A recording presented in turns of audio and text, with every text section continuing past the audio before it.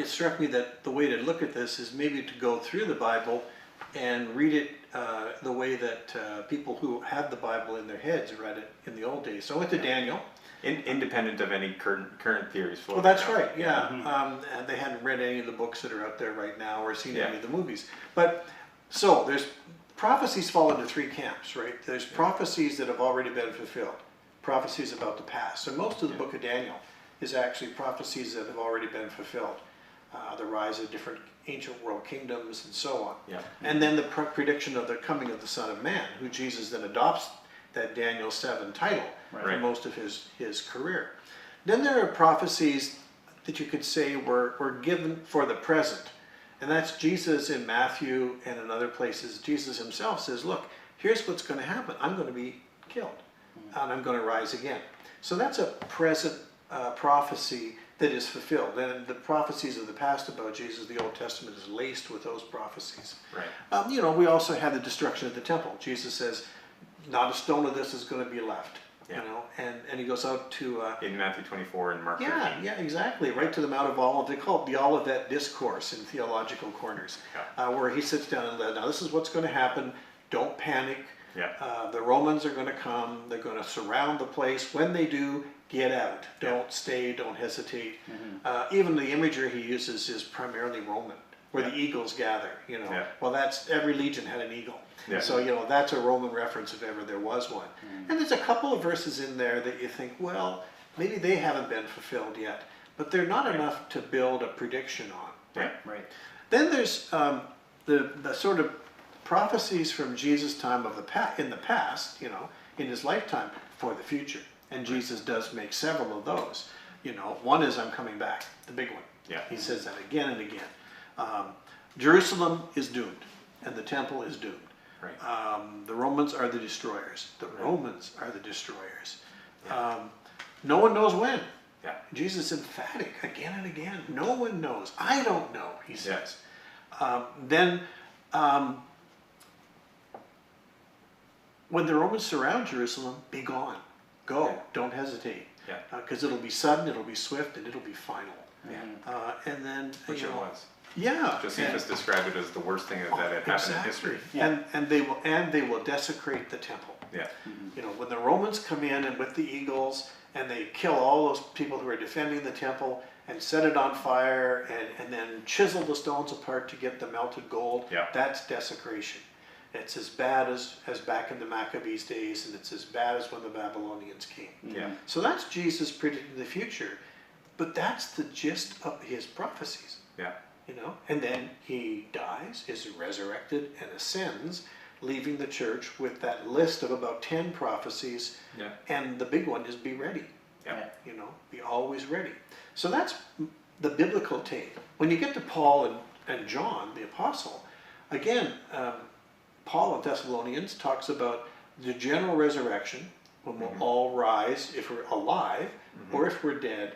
And the ones who are dead will meet Jesus in the air as the kingdom comes down to earth. You know, we don't scoot to heaven. As Mike Warnke said, it's not like he toots and we scoot. It's going to be coming down to earth dressed as a bride, which is the Matthew reference again. And then we get to John. And John has, again, categories of real disasters. You know, it is a cataclysmic end of the world. But the coming of the Son is victory. It's justice. You know, the message of Revelation is not a timetable as much as if here are 6 different ways you can see that I haven't missed a thing. I have remembered your suffering. You have stood strong. Remember, he that overcomes will stand, will get a new name, a white stone. All those are promises. They're not threats. And at the end, we get this tremendous invitation. You know, Revelation is actually a book of evangelism, because at the end it's whosoever will, come. Come, you know, come and drink the water of life. And even in Daniel it was similar. Exactly. Oh yes, that's very true. Yes. So I look at the Bible and that list, and it gives me a lot of hope, a lot of reassurance, and I figure whatever Jesus says about what's coming is more authoritative than anybody else today writing about what's coming. Right, inside the church or outside the church, which is what our intention was with the first two. Right. Inside the church, writing about what's coming, and outside the church. Absolutely. So where does that? So you did a great synopsis of those three categories of prophecy. About the past that has happened, about the Jesus present, and about our future. Yes. So what in that specific area gives us hope rather than the fear that we were talking about in the first two sessions? Well, the thing I see is in a world when a lot of rotten things are happening and we seem to be helpless to stop them, what is being said is that I see. Right. I see you. Very comforting when you feel abandoned and you feel like right will never win. Yeah. The promise is, I see you, I'm watching. Your advocates are crying from under my throne, bring justice. How long? And Jesus says, believe me, I'm coming. And the things that have happened or will happen, and he does touch back on Ezekiel, he does touch back on Daniel in Revelation, nevertheless are all triggers of the moment when the sun will come, the battle will be fought, it'll be decisive, it'll be victorious, Right. and then the holy city is free. It's opened. The river of life runs through it. The tree for the healing of the nations is there. All the things that were promised in Isaiah are there now. Yeah. And this is what he's saying. Hang on, there will be a time, and you'll enjoy it, when all the injustices will be made right. When wrong will be put away, and the future will be one of the actual full kingdom of God, not just the kingdom we start and work towards. We never quit working towards it. That's part of being ready. Right. But at the same time, what we're going to see is the end, the winning. We win, as people say. Hey, the good news is we win. Justice is an interesting term that you want to use with this. What do we think of when we think of justice in terms of punishment versus justice in terms of release of the captives, so to speak, Right. or Advocacy. advocacy and such? Healing. What do we think, and how does that frame our end times in terms of hope rather than, again, of fear and vengeance?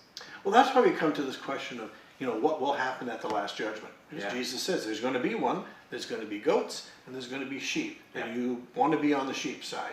You want to be doing what I'm doing now forever until I come back. Visit the sick, take care of the people in jail, look after the poor. Do everything the Old Testament said you should be doing, only do it for me. And which, if you correct me if I'm wrong, which is what God calls justice in the Old Testament. Exactly. Was caring for the oppressed. Exactly right. That's what I wanted you to say, because that's the point. Justice is healing. It is restorative. We think of it as punishment because of one form of justice we encounter most of the time. But even there, the question is, it's not to bargain with it. It's to bring an end to it. Right. And that means that a lot of healing and restoration will take place for those who've been wronged. Right. Which I think is definitely brought out in a couple different passages, be it Romans 8, and then of course that wonderful, scary, almost creepy passage in Revelation that talks about those under the throne. Yes. And they're crying out for the end to come. When, O Lord? And if you frame it in the terms of a hope, they're not talking about vengeance for their death, their martyrdom. They're talking about the release of creation to be fulfilled in its entirety. The end of oppression, the end of the weak being oppressed. It's kind of almost joining in the creation cries out and all that. Absolutely, so it is. And the encapsulation of the cosmos being restored to its what's meant to be. Those who are beyond, so to speak, those who can see the big picture from outside of the current life that we're living, going, this is what can happen. How long is it going to take until it happens? That's right. And there's something for children too. Like, not everyone has put these two verses together. Remember when Jesus says, if you cause a child to stumble, he says that every child, and when he means that, if he's literally speaking literally, and I think he is, every child, born, unborn, dies in a war, dies of hunger, is aborted, all these children have an angel, which means that they have an advocate at the end of time. Right. And that means that their life is not only preserved, it's fulfilled in this kingdom of God, where their advocates will represent them, and where they will receive not only justice, but all the life they have been denied will be restored to them. I take great comfort from that, because it means that God sees the little sparrows fall. as the hymn goes. And that means that when Jesus comes, he comes for those children too. As another famous children's hymn that was sung at my sister's funeral, when he comes to make up his jewels. You know, that when he cometh, to use that language, there's going to be a tremendous restoration for all these children, all these young people, all these women, minorities who've been abused and even had their lives cut off, you know, are going to have a restoration of everything and more. Right.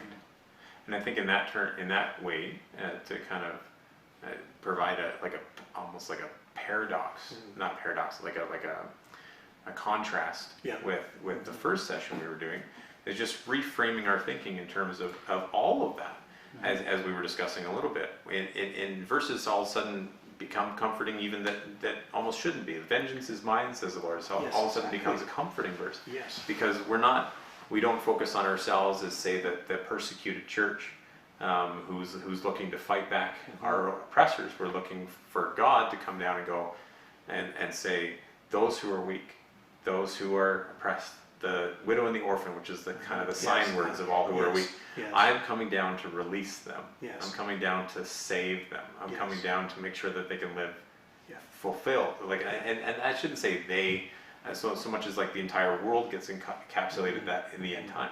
Right. And so you almost get a comfort from even just a terrifying package, like vengeance is mine, says the Lord. And then you see that if that's how God treats the end of the world, then that might be how we should be treating it, and that we spend our days in care for the oppressed, which is what Jesus talks about with the sheep and the goats, as you said. And care for the environment, which is again part of the garden that we were asked to take care of. That we do the work that God had promised to do at the end in its fulfillment. So that those creepy, weird, terrifying passages become hopeful passages, because you realize that God is commanding us to do the things that he's anticipating doing, and the commands he's given us are healing, and the commands he's given us are stewardship. And that's why the biggest blunder, I think, that the church, meaning not the sort of eternal blessed church, but the Christians in the institution, in the first couple thousand years, have seen the end times as a time to strike. You know, the massacre of the Jews during the Crusade. The Crusades. These are moments when you want to be found by Christ when he returns, fighting on the right side. And it seems that has nothing to do with us in Revelation. It has to do with forces above and beyond.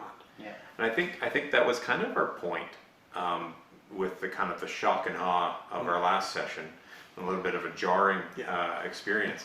That was kind of the point, is we wanted to see, I mean, however incorrectly or correctly, it requires a lot of self-reflection to determine that, but however incorrectly or correctly, to see how our behavior as a church can be perceived from outside the church, and then explained by somebody who has no belief in a God, right? And saying, okay, well, if they behave this way, then that only just reinforces the fact that they don't believe in the God that they worship. And so, again, however incorrectly or correctly, we wanted to bring that about and go, okay, is that true? Yes, no. If it's true, that's what we wanted to challenge with the self-reflection, is if it's true, then how then should we think? And I think that's the point of this week and then what you're getting into. Sub-Christian thinking, which is often based on pop religion, pop Christianity, is often very crude, black and white, and violent. Nothing to do with Jesus. In fact, if anything, Jesus looks at that kind of legalism and says, enough, you know. So, you know, one of the things I've heard was a kind of a cry of the heart from Bruce, you know, why don't Christians act more like Jesus? And that's where the disillusionment, I think, comes in. I think that's, definitely this, and that was the challenge of last week, was that if it must be a myth, right? And then so coming at it from a Christian, like, and again, not to fight, but to have expressions of hope and expressions of healing. And how does that work into our end time? That's right. But anyway, I imagine you have a little bit more to say. Well, you know, I think this idea, there's other things that Jesus says in Matthew 24 that are kind of encouraging too. You know, one of them is the gospel will be preached to all nations. That has a massive impact during World War I. Because it seems that with Jerusalem back in Christian and then later Jewish hands, that we actually have a sort of sea change. Now, the great promise of that has kind of degenerated into war and vindictiveness and two scorpions locked in a bottle, the Palestinians and Palestinians and Israelis. But nevertheless, the idea that through this process, missions has continued, and Christianity remains this massively spreading, not incomplete, but still the fastest growing world religion, at this point suggests that here again, Jesus is telling us to lift up our heads, get going, and to realize that actually we're beginning to approach a time when everyone will have heard the gospel preached. That's a promise. And I think that's another encouraging thing, is for Christians, especially in the West, where it feels like sometimes our value system is being attacked. If you hold to a certain value system, Christians across the West hold to a substantially different value systems. But let's say a mostly conventional value system, it feels like sometimes that's being attacked, and we're being surrounded by worldviews that we didn't grow up with, or that our grandparents grew up with. And so that's an encouragement, is that if Christianity is the world's fastest growing religion, is to realize that worldwide God has a plan. And it's the same plan that he had from 2,000 years ago. Yes, exactly. And that the church cannot be stopped. We're promised that in the Bible. And so that's an encouragement, is that instead of the circle the horses, circle the wagons mentality, that says we got to protect what's ours and fight again from a fear-based perspective, is that the hope that, wait a minute, the church cannot be stopped, and that's what I'm a part of, it changes your whole behavior. And it changes your view on the end times, and it changes your framework. Again, we're not promoting a theory. None of these have been expressions of theory. It's just our framework for how we work the theories that we have. For and the end times. all the things that I was talking about, coming from what Jesus says, are found in other packages around the end times. And how people do that, some give more weight to Matthew, some give more weight to Daniel, some try to put it all together. The bottom line is that if your points are understood correctly from the Bible, it's going to lead probably to conclusions that Jesus would approve of.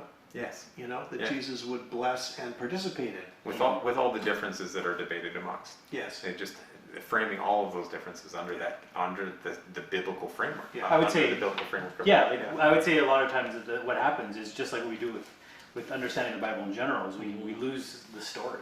Right. We lose the point of the message of what it's trying to get across. The narrative of the whole thing, which Bruce was able to point out last week, is it's all about the narrative. Yes. Which is actually his class really helped me understand the Bible a little bit more from that perspective. Anyway. That was mostly it. Just that we kind of often we just lose sight of the story, and we start looking for the details and trying to understand what these details are, and in trying to get the details, we lose the picture. Yes. And in fact, we changed the whole picture. By emphasizing some of the minutiae and possibly incorrectly interpreting them, we actually change the meaning of the story. We go from that hope to that fear, which is what we've been talking about the past 2 weeks. We got Revelation is rescue, vindication, redemption, invitation. All the other things that appear to be terrible and death-defying and everything else are all images of the finality and the judgmental aspects of it. But again, the bottom line is, come to God through Christ, and you will be okay. You know? And that's a tremendously hopeful okay message. In the end. I think we need to emphasize that. That's the other thing.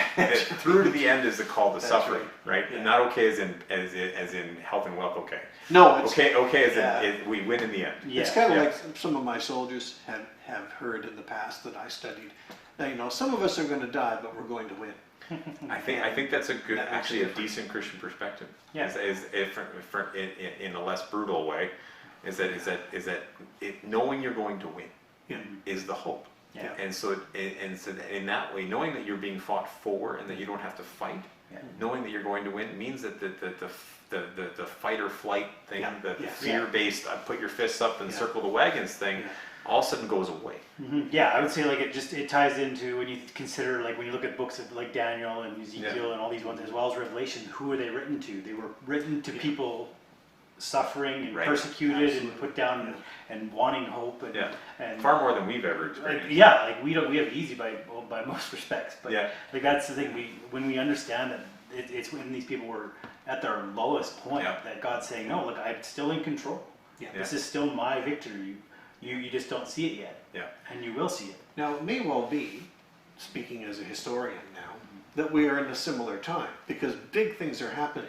You know, in the next week, decisions will be made that will affect the weather for the next 2 generations or 3, including what our kids and grandkids and others will experience. It will be an exciting, as the Chinese say, interesting times. And that's, again, a consequence. What we want to do is, rather than raise our kids to be afraid of that, have them realize that this is the kind of thing that happens. This is the kind of thing that might even be an indication that Jesus is coming back soon, because we're getting cataclysmic events.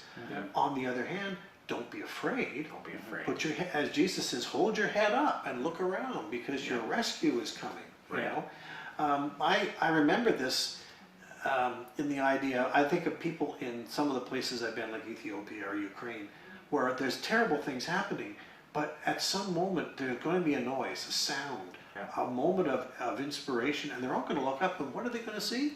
They're going to see Jesus. They're going to see the smile on their face. Right. You know, the hope realized is going to be rapturing, in a sense, which is delightful, you know, because for these people in chains, hungry, abused, there's going to be that hope in them in that moment. My rescue has come, you know, and I think that's something that should motivate us to get as many people into the invitation process as possible. So, following along those lines, then, actually, like I said, motivating us to do so. So, in the light of that hopeful attitude, in the light of the confidence of the advance of the church until the end, in the light of the confidence of Christ's return, how should we, like, specifically from both of you, how should we specifically be acting? And I've brought up circle the wagons a few times, because the word rescue is an interesting word, because we're probably, amongst our viewers and amongst ourselves, interpret our actions in light of rescue very differently, possibly. So if you're confident in the end, how does that, and let's use the word rescue, how does that enable you to act now? Does that say disengage and survive until rescue? Is that like a zombie apocalypse kind of idea, like hole up in a castle until the zombies are gone? Or is that an engagement type of action that comes out of the confidence in the rescue? What do you guys think? What comes out biblically for you? Well, you know, the Bible says there's nothing wrong with running away if you can. I mean, Jesus says that to the people in Jerusalem. When the Romans come, if you can, get out. And we know tradition of the church is that the first Christians in the Jerusalem church did escape. Yes, they didn't go down with the city in flames.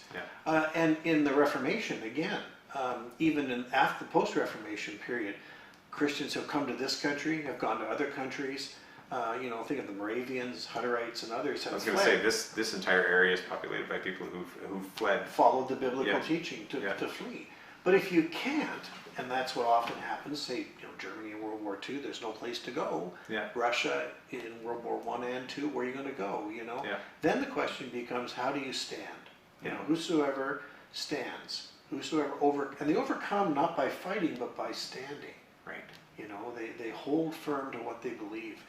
And that's different. That's where you maybe do offer encouragement, you offer love. Think of all the Christians who offered love to Jews that were being persecuted in World War II. And that's eschatology. I mean, that's the time of the shaking of the nations too. And there's nothing wrong with saying that in Hitler's abusive dictatorship there wasn't a shadow of the Roman tyranny as well.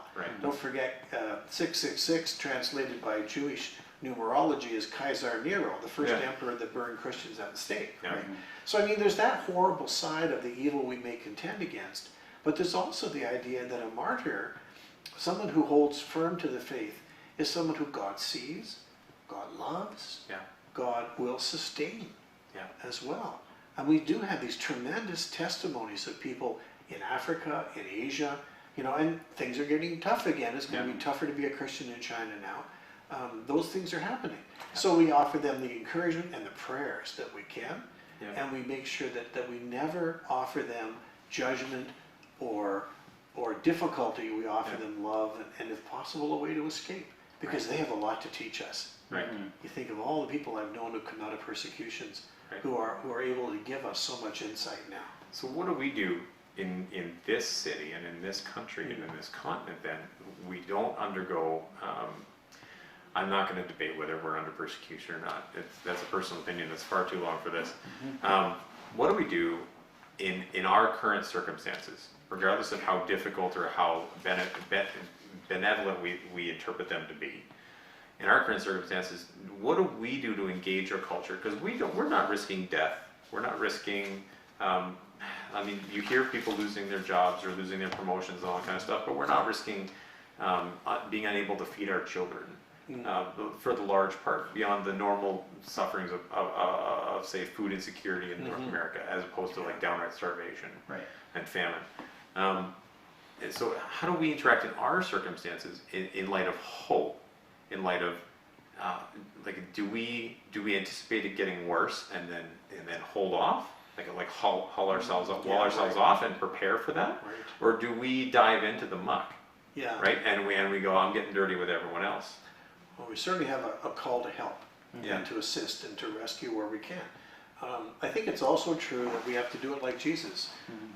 You know, that does, I think, mean medical missions, medical work, but it also means being prepared to do hard things for other people. You know, the Salvation Army has a disaster crisis team they organize here. When we have people who need help, forest fires, floods, we're going to have more of them. And we're going to have people who are poor. It's time we'll have to take a stand sometimes for them, because they don't always have a voice. And if the Christians are the ones who are sticking up for them, then the right balance, God will be satisfied that we're not wasting our time. We're not disengaging. We're in fact trying to be constructive, you know. And I see Christians who are keeping faith right now as medical personnel. And I'll tell you right now that what I fear for them is what's called a moral injury. And that's, soldiers are probably familiar with this. When you're sent on an impossible mission and you have to do things you would never do as a person, you're left with a moral injury, especially if your command structure doesn't recognize it. Well, that's a danger for our staff now. So when I see nurses and doctors, and when I see policemen, I mean, we sent a sympathy card, my wife and I, to the station here when that policewoman was killed in Nova Scotia. And we just wrote, hey, you know, guys, we're on your side, we understand, it's hard, but you know, a lot of people in this town would help you and are pulling for you. That's the kind of message we have to give our healthcare providers on the front line. I think that's very important. I come from a family of, well, not my immediate family, my extended family of healthcare providers, and the level of emotion in this current time, the level of under attack they feel, requires a Christian to be encouraging rather than attacking. Goodness gracious, not attacking. Well, I heard a medical officer of health crying at a news conference, and I heard a meeting I had with a soldier once, and I thought, this is the same. I think that moment of recognition meant, Jesus, what do I do now for us, for our healthcare providers? And the funny thing is, some of them are military again. We have nurses in the province, but there's also teachers too. Teachers are the front line of daycare, I shouldn't say daycare, but in the daytime, they are our chief providers of care for our children at that age.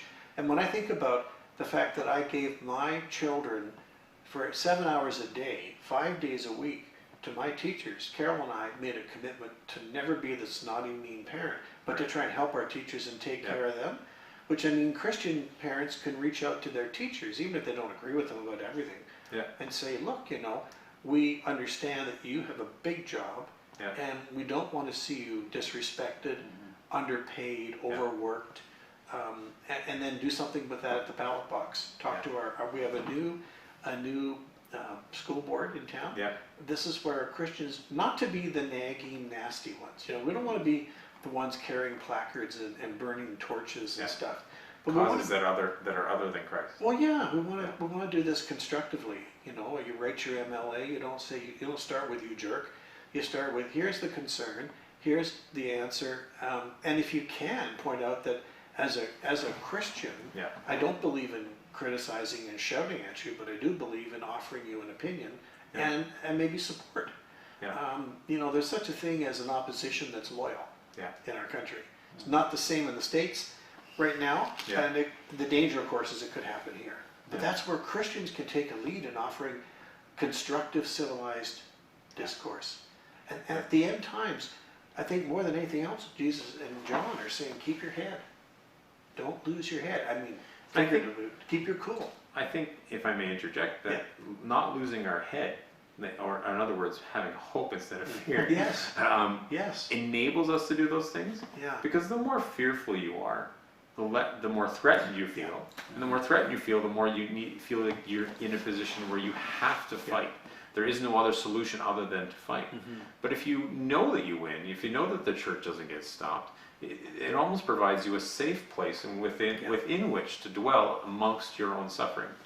And say, well, if I know this is the case, then I can serve. Then I can, like, there is no threat. There is no threat. There is no reason to fight. I can serve. I can engage. And a bit of a leading question when I ask that, but I feel like it's a point that all three of us agree on and that we want to make. Chris, any thoughts as you were listening to that?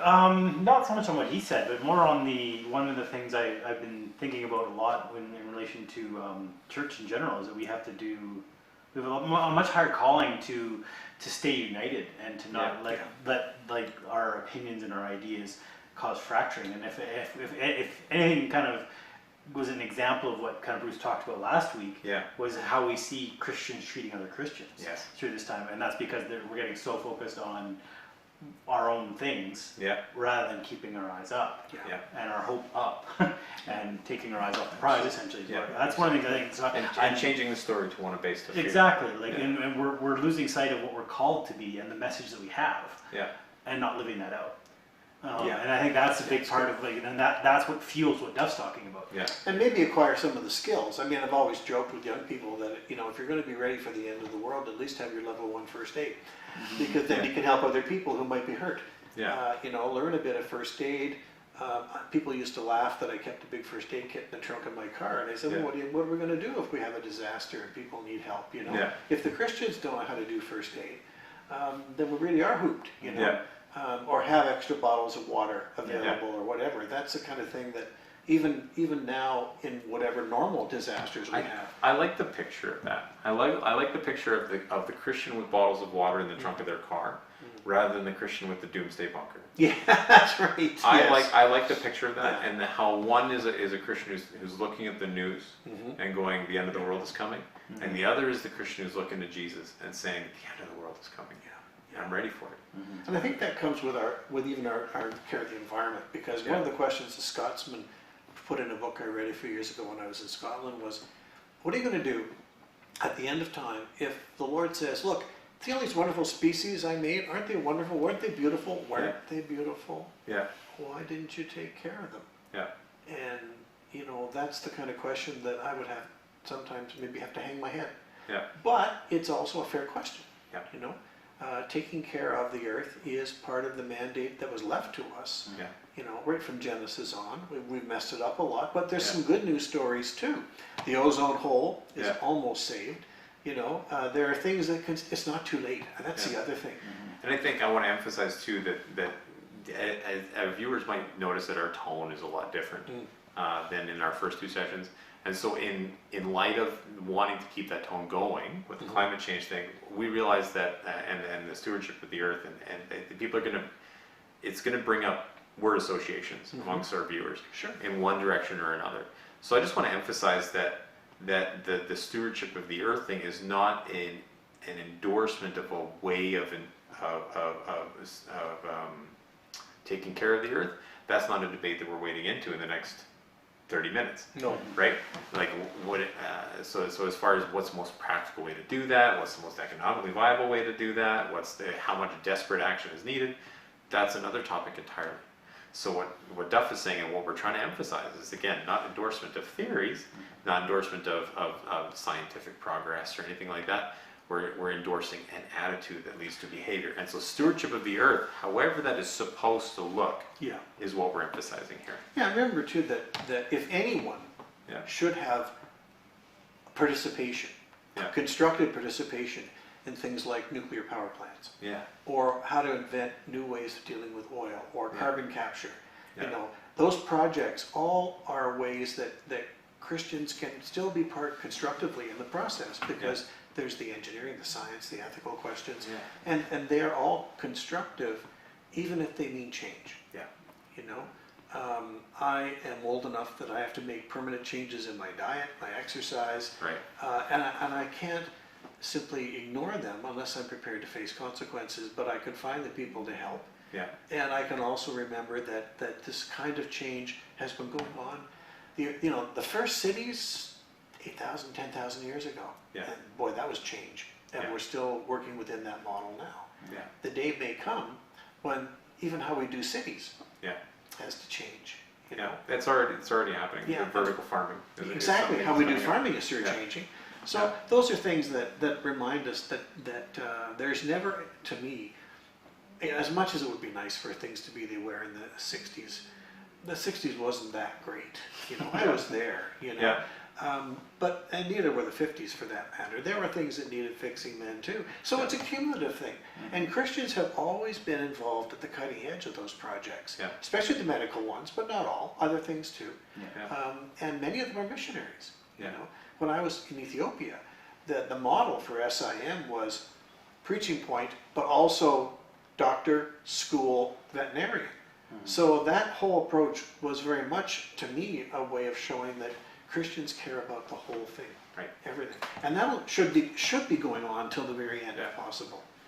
Just kind of again frame it for our viewers is that the emphasis behind this whole thing is that along with our end times, it kind of sounds like we've gone down a rabbit hole, but we really haven't. One is a logical continuation of the other.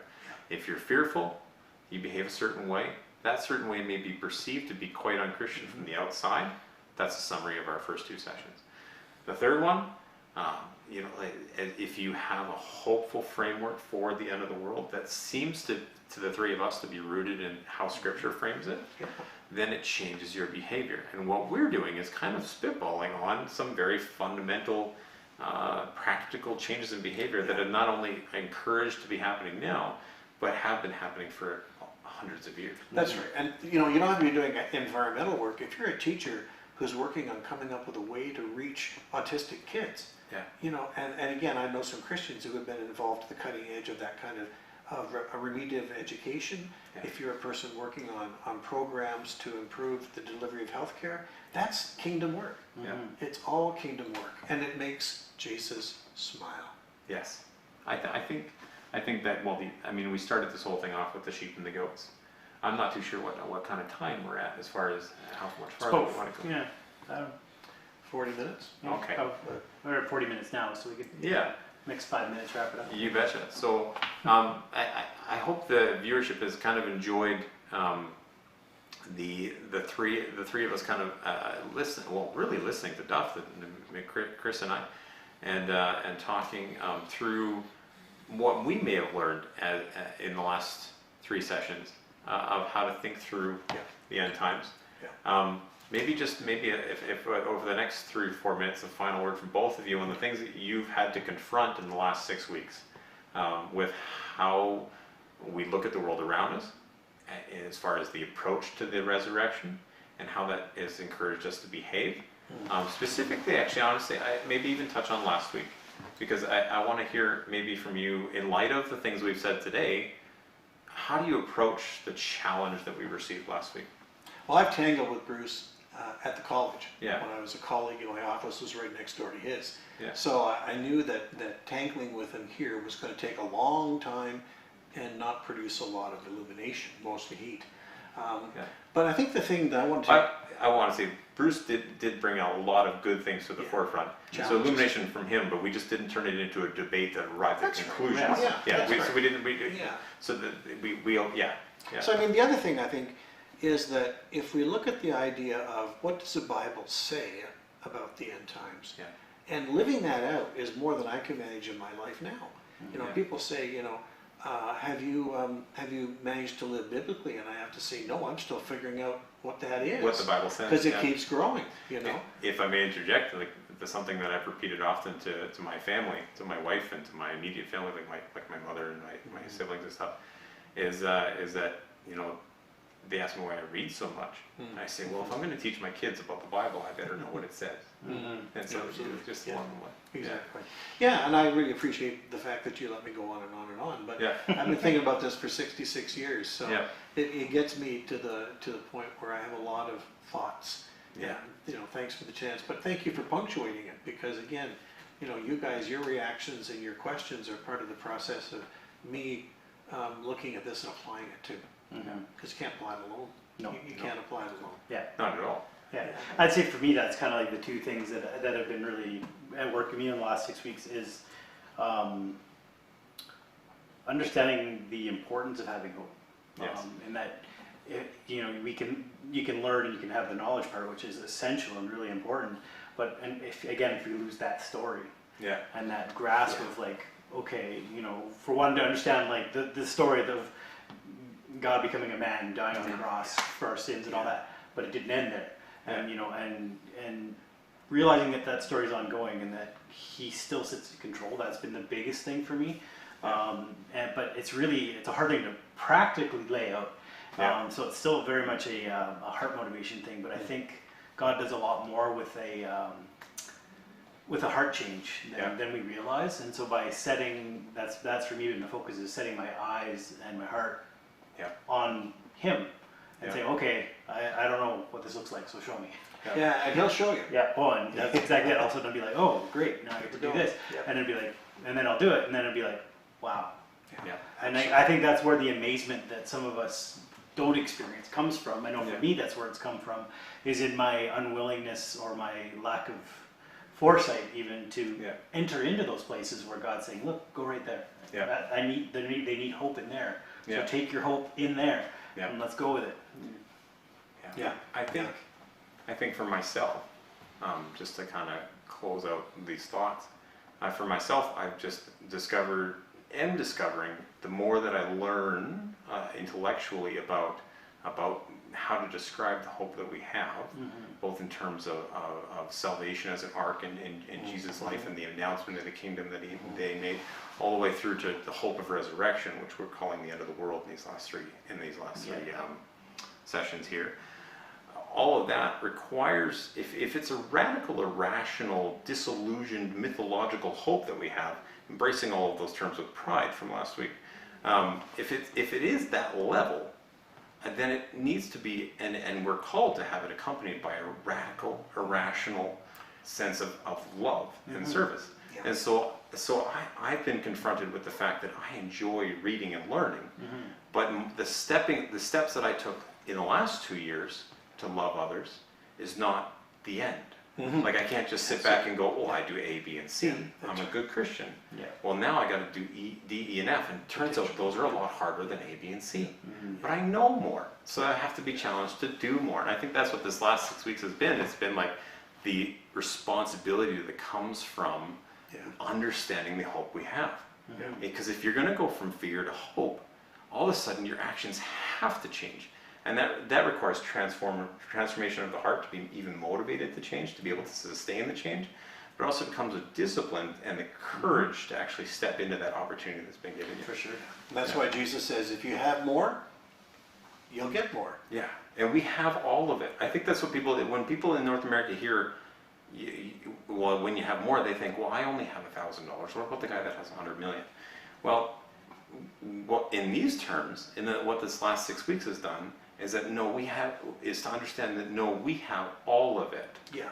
We have all of it. We have all of the hope. We have all of the, I'm going to devolve a little bit as we finish up. I call it a vacation budget.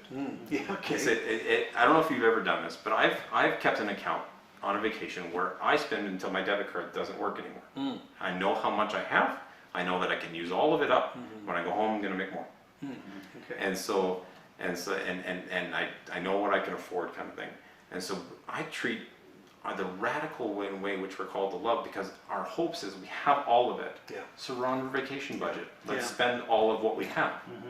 And so it's that radical level of love is difficult to embrace, and I think that's what the challenge that I've received, especially considering last week. Let's finish with the parable of Jesus. He says, when I come back, I'm going to be like the guy that left out 10 pounds, 5 pounds, 1 pound, and I'm going to come back and see what you did with it. And the answer is what you just said. Use it all. And then He will say, well done, good and faithful servant. Or if you circle the wagons and bury your pound in the ground, He's not going to like that. But I think the idea of investing and giving in all directions and learning more. The more you learn, the more you learn. All that is part of the adventure of being a Christian. I think that's a great word. So along those lines, I just want to thank you for finishing us up, Duff. Yeah. And thank you for joining us this time, Chris, for the few words that we let you come in. It takes a lot of courage to sit in between Duff and I and try to get a word in. Yeah. So hopefully we can do this again, and we let you talk a little bit more in our enthusiasm. It's fun to listen. So yeah. So I just want to do a plug for 2 weeks from now. We're going to take a totally different direction. We're going to talk with Carol, actually, Crerar, about her work with addictions, I believe. Yeah. And so we're going to talk about a very contemporary circumstance and how Christians can behave and learn from, we just learned, I just read today that something like the rate of deaths is, from opioid abuse is increasing in Grand Prairie instead of going down, which shouldn't surprise us in the light of the last 2 years. And so we're going to talk a little bit about that. We're going to talk a little bit about how Christians can behave in light of that. And it very much goes with what we've been talking about today. And so we're going to talk in a very practical manner with Carol and talk about her story. Hopefully that you can tune in with that. As always, the invitation is that you can send some questions in of items that you'd like us to talk about. If you want to sit down and talk with us personally, we would love to have maybe a little interview, and maybe we can bring you out here and do a more formal interview on camera. And again, faith stories about areas of expertise that you might have, that you want to talk about how Christians behave, and some of the answers to the tough questions that you've had to ask and answer in your careers. Join us again in 2 weeks. Thanks for joining. Thanks.